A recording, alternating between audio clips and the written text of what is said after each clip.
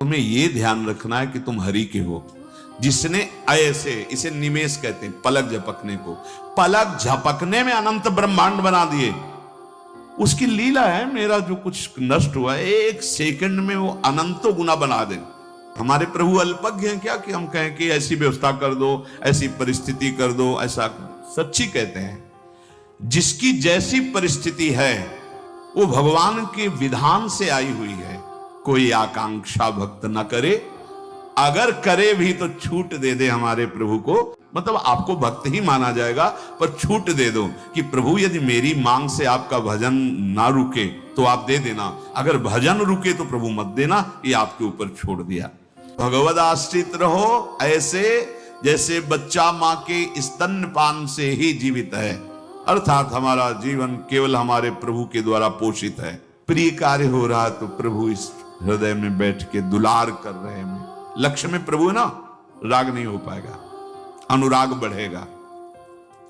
प्रतिकूल व्यवहार, हाँ लाडिले हैं, कोई अपराध है, कोई मलिनता है, कोई दोष है जिसका निवारण करने के लिए प्रतिकूलता रूपी लीला कर रहे हैं। एक दिन बड़ी करुणा में भर के कहा कि सबके वाहन हैं, किसी के गरुण वाहन हैं, मयूर वाहन है, नंदिकेश्वर हंस वाहन है, सबके। जानते हो हमारी स्वामिनी जी का वाहन क्या है? माँ जी हमने कहीं पढ़ा नहीं, कहीं सुना, बोले दैन्यता। अगर उपासक में दैन्यता नहीं तो प्रियाजू विराजमान कहां होंगी? क्योंकि प्रियाजू का वाहन दैन्य है।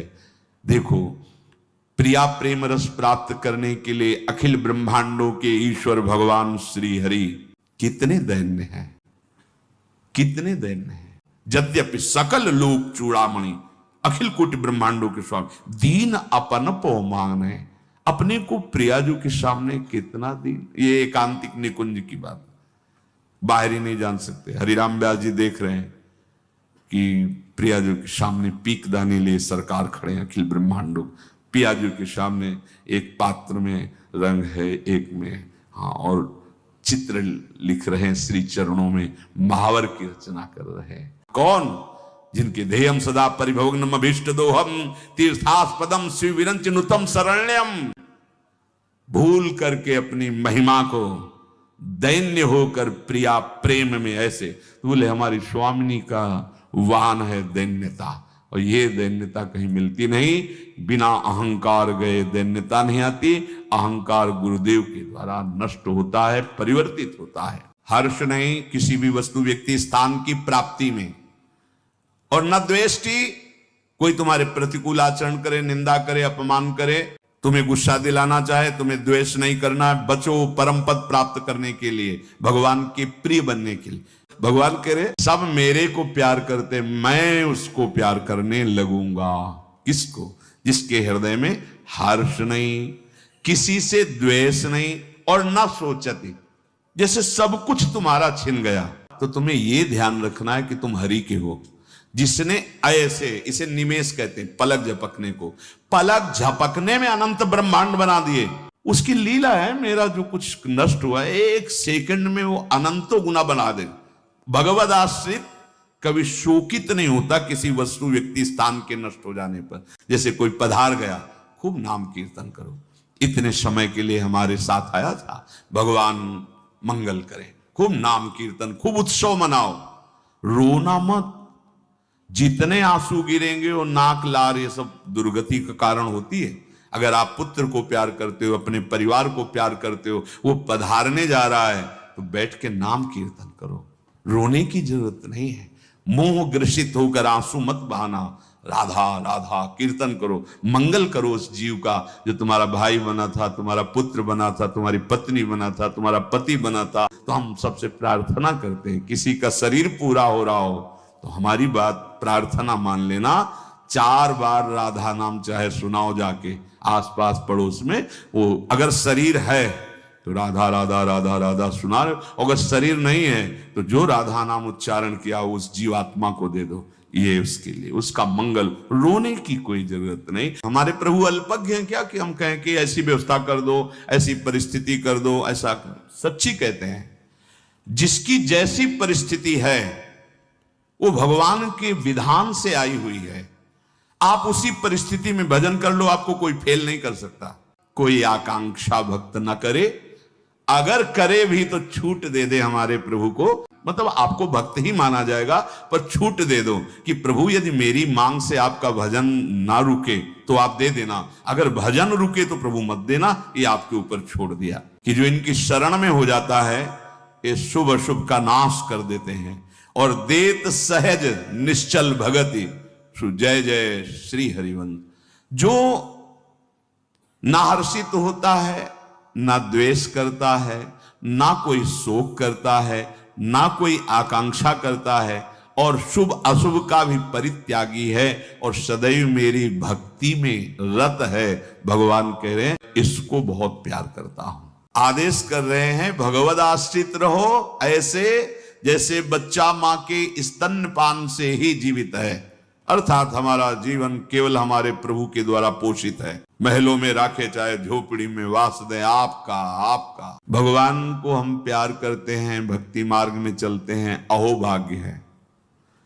पर धन्याति धन्य वही हुआ जिसे भगवान कहते हैं कि वो मुझे प्रिय है। कौन प्रिय है? प्रिय कार्य हो रहा तो प्रभु इस हृदय में बैठ के दुलार कर रहे हैं। लक्ष्य में प्रभु ना, राग नहीं हो पाएगा, अनुराग बढ़ेगा। प्रतिकूल व्यवहार, हाँ लाडिले हैं, कोई अपराध है, कोई मलिनता है, कोई दोष है जिसका निवारण करने के लिए प्रतिकूलता रूपी लीला कर रहे हैं। बड़ी कृपा है। अनुकूलता में क्या देखा? भगवत दुलार। और प्रतिकूलता में क्या देखा? भगवत कृपा। न राग न द्वेष, निकल गया। अगर आप हर्षित नहीं होगे तो शोकित हो ही नहीं सकते। और जितना आप जिस भोग में हर्षित होंगे लिख लो, उससे 100 गुना आपको शोकित होना पड़ेगा। लिख लो इस बात को। इसीलिए जो उपासक होता है बड़ी सी बड़ी उपलब्धि में भी वो हर्षित नहीं होता, क्योंकि जानता है हर्षित होंगे तो रोना पड़ेगा, क्योंकि यहां टिकाऊ कुछ है नहीं, परिवर्तनशील है, नाशवान, छिन जाएगा, नष्ट हो जाएगा। शरीर से लेकर बाहर जितना वैभव है ये छिन जाएगा तुमसे। नहीं, कोई भी वस्तु व्यक्ति स्थान तुम्हारे साथ नहीं जाएगा जिसकी प्राप्ति में तुम भूल गए हो और जिसकी प्राप्ति में तुम भूल गए हो। दोनों बातें, जब भूल गए तभी भूल गए हो, नहीं तो अगर भूले ना होते तो भूलते नहीं। नाशवान वस्तु की प्राप्ति पे सच्चिदानंद का उपासक कभी भूलता नहीं, फूलता हर्षित होता, कभी हर्षित नहीं होता। वो ब्रह्मा का पद भी उसके लिए कोई महत्व नहीं रखता। त्रिभुवन की राज्य लक्ष्मी देने पर भी जो आधे पल के लिए अपने प्रभु को ना भूले वही मां भागवत है, तो फूल कैसे सकता है? सांसारिक वस्तु, मायाकृत वस्तु, व्यक्ति स्थान की प्राप्ति में अनुकूलता का बोध कैसे उसको हो सकता है? क्योंकि सच्चिदानंद का उपासक है वो, कोई त्रिगुणात्मिका माया का, प्रकृति का उपासक थोड़ी, वो परमात्मा का उपासक है। गोस्वामी जी ने बहुत बढ़िया वर्णन किया है। हीरा अर्थ जल बीच सम कहियत भिन्न न भिन्न, बंदों सीता राम पद जिन्हीं परम प्री खिन्न। कहीं भी नहीं, उदासीनता ही खिन्नता है। जो उदासीन रहता है वो उन्मनी अवस्था को प्राप्त हो जाता है। न हर्ष है, न शोक है, न लाभ है, न हानि है, न सुख है, न दुख है, एक अद्भुत आनंद। ये समझना है। अगर हम किसी भी लौकिक वस्तु की प्राप्ति में हर्षित होते हैं तो शोक को रोक नहीं पाएंगे। लड़का हुआ, थाली बजाओ, लड्डू बांटो, ठीक है, गया पूरा मोहल्ला बैठ के रो, हर्षित हुए ना, शोकित होना पड़ेगा। ये मिल गया, हर्षित हो गए, पार्टी मनाओ, नष्ट हुआ वहीं। बड़ी विचित्र लीला है। हरि दिखा रहे फिर भी श्रवण, जन्मदिन मना रहे। अरे बैठ के कीर्तन करो और अंदर से शोकित हो कि पता नहीं अब कई मिनट रह गए, कितने मिनट रह गए जीवन के। 1 वर्ष गया और भगवत साक्षात्कार नहीं हुआ। यहां जिससे दुर्गति होनी उससे पार्टी मना रहे। काल ने नष्ट कर दिया 1 वर्ष, तुम्हें पता नहीं चला। 1 वर्ष, जानते 1 वर्ष किसे कहते? भगवत प्राप्त हो जाते 12 महीने होते हैं। 1 महीने में 30 दिन होते हैं, 1 दिन में 24 घंटे होते हैं, और जो 10,000 वर्ष की तपस्या का फल अन्य युगों में है, वो भगवान व्यास देव जी ने कहा 24 घंटे नाम कीर्तन से वो तुम्हें प्राप्त हो जाए। ये कलिकाल का एक विशेष गुण है।